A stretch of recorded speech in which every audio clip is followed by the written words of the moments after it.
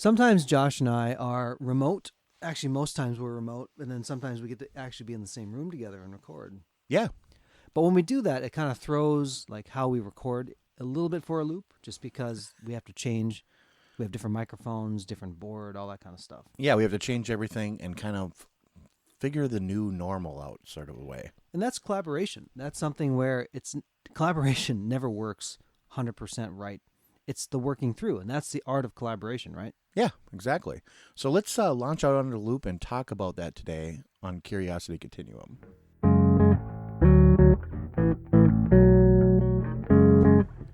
Hey everybody, this is Brian. And this is Josh. Welcome to the podcast for Curiosity Continuum. Curiosity Continuum is an ever-growing collection of content designed to ignite your creative talents and power up your critical thinking skills.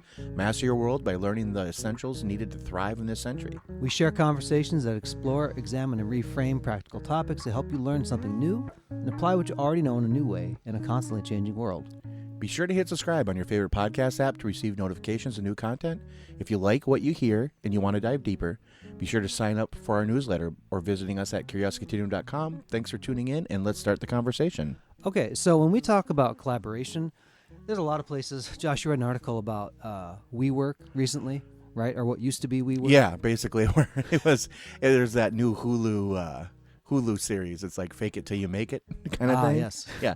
Like basically because they were defrauding investors. They were just taking the money and just kind of pushing the ball down the road, right? Oh, that's not good. Because they weren't actually figuring out how to collaborate. They were just figuring out how to, keep the ball rolling. Yeah. Well, look, some of it is like you trying to do a real estate grab maybe, but the other part of it, honestly, people don't need all the shiny things to collaborate well. Right. I mean, think about like some of the biggest tech startups in the world that were startups but are now like the titans. They started like in garages and basements and yeah, they made it work. Yeah. They adapted and we're going to make this work, and they did. Yeah, it's easy. I mean, not easy, but you have to have somebody with a vision, obviously, and somebody that pushes on that like vision. But even the small scale collaboration, like these were big scale collaborations, but even small ones like Brian and I are doing, we can start it out small. And then it can grow to something bigger, and we can bring other people in. So you got to have that. At least you got to have a cohesive vision together, right, to get something done. You got to know what you want to do. Sometimes, yeah. Or at least like we're going to purpose together to come and hear. Mm-hmm. So a lot of collaboration is listening. Here's what I think I found as I've been in a lot of different co-working spaces. I think people who invest in them, obviously. So let me just take a moment for co-working spaces. The way they make their money is their membership fees. Absolutely. So here's a quick primer for you folks if you're looking at maybe doing a co-working space, is whatever the fire marshal says is the max occupancy, you sell about 3 times that amount in memberships. Because by the mathematics, nobody ever shows up all at once. Right. It's never full.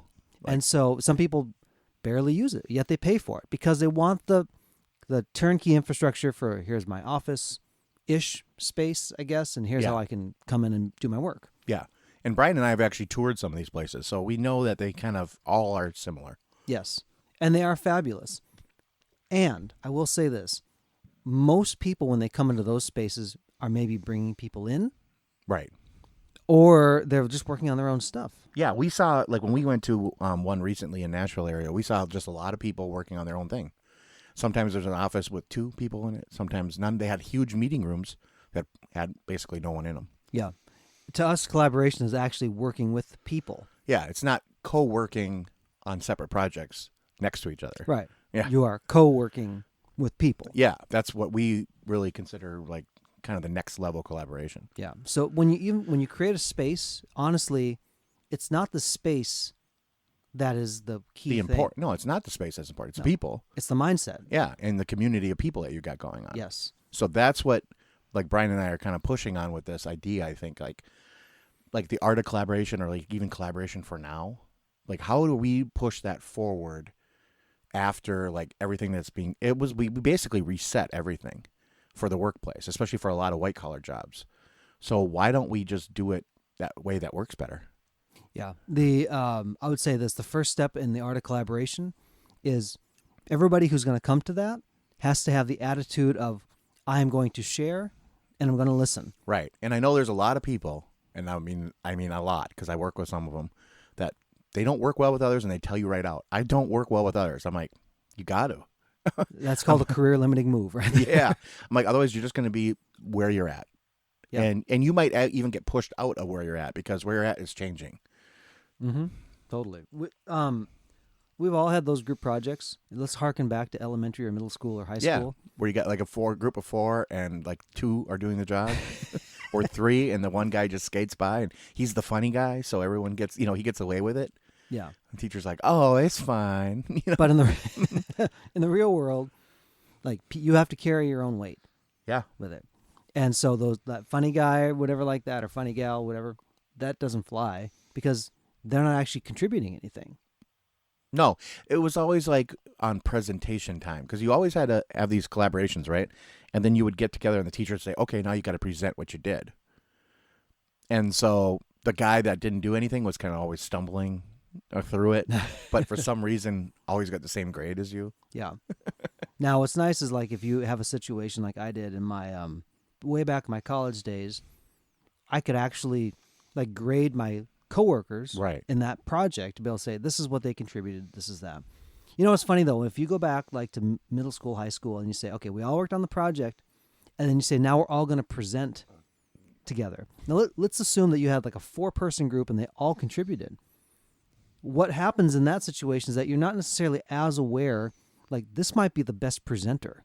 Right. This person might be the best researcher. This person might be the best like project manager. Right. Right. In school, it's kind of like, well, we all got to do a little bit of everything, and then we all present a little bit of everything. Yeah. But real collaboration, I think the second part of it is understanding where people are strong and understanding where they're not strong as the second part of it, because you don't want somebody who's super introverted that is not comfortable presenting. To be presenting, yeah. Because it's going to sound like you don't really know what's going on. Especially in a business sense. Like you'll hear some of these people sometimes they've got a lot of fancy abbreviations after their name, and they've got a lot of schooling under their belt, but they just don't have the personality to really present. They're not comfortable doing it. And they come across sometimes as being not knowledgeable.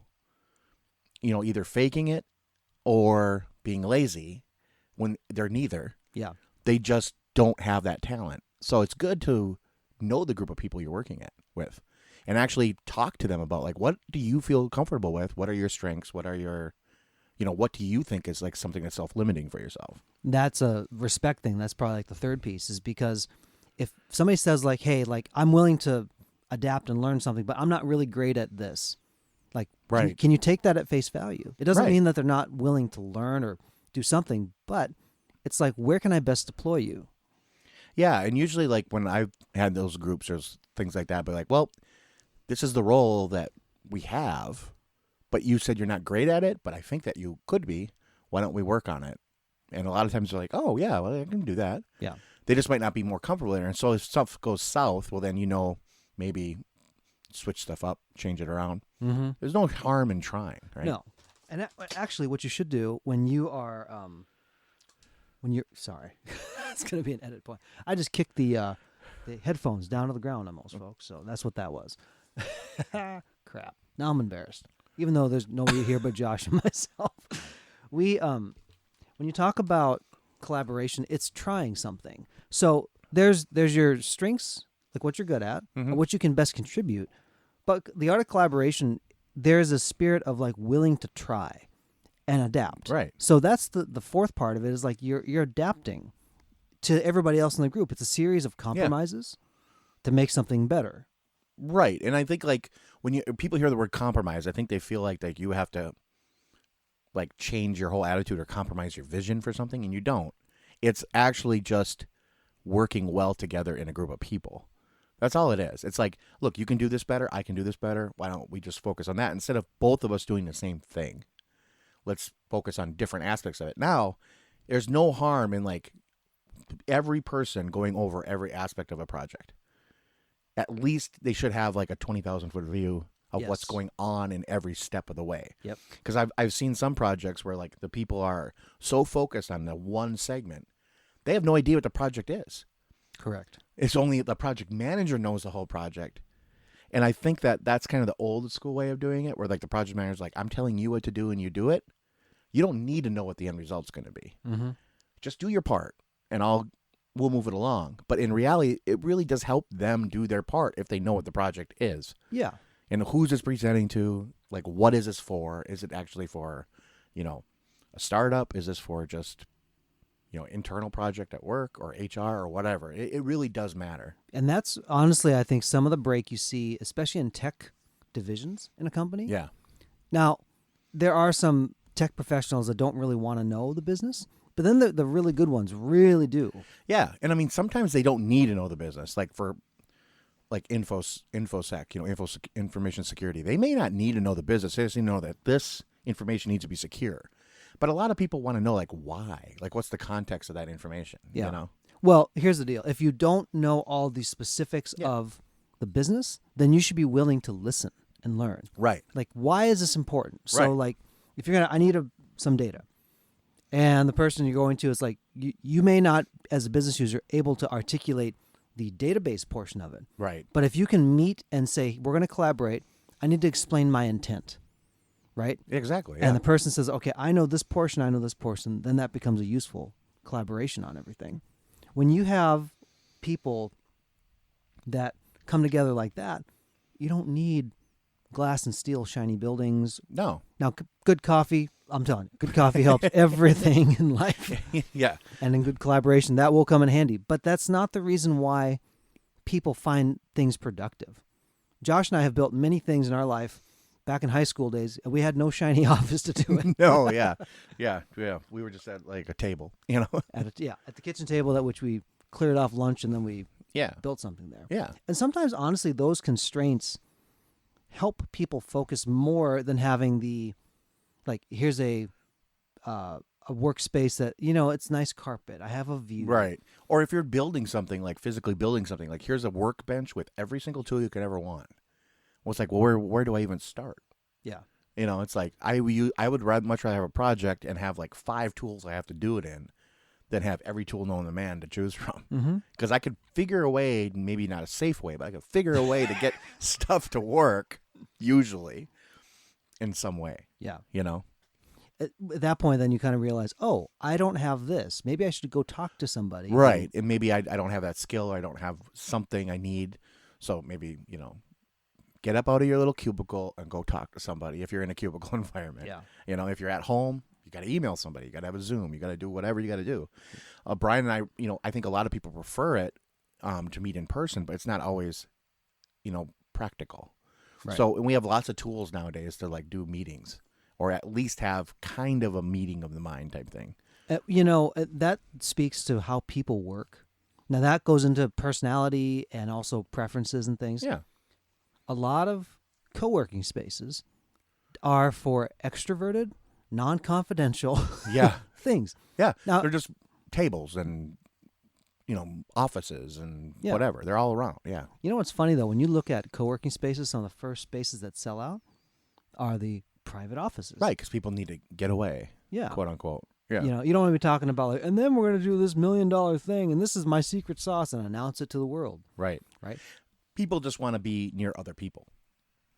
Very true. Yeah. So let's recap a little bit, Josh. So we basically go back to step 1. First of all, you need to be willing to listen. Yeah, willing to listen when you're building your team. Yeah. Listen to other people. Yep. And then second one is understanding strengths and weaknesses. Yeah. Right. Third one is about respecting those differences. Right. And then fourth is being willing to try. Yeah. And I would even go as fifth is like on the willing to try, iterate. If it doesn't work, just don't keep trying the same thing. Do it again. Start over. Yeah. You don't be afraid to like throw stuff away and go, oh, that's not going to work. Let's do it over. Yeah. Sometimes there's pressure with like, okay, this has to work. It's like, well, the end product needs to work. Right. But that specific version may not. May not. Exactly. So I think it's probably a pretty good place to put a comma on, Brian. Give some people stuff to think about. let's do it. So until next time, this is Brian. And this is Josh. For Curiosity Continuum.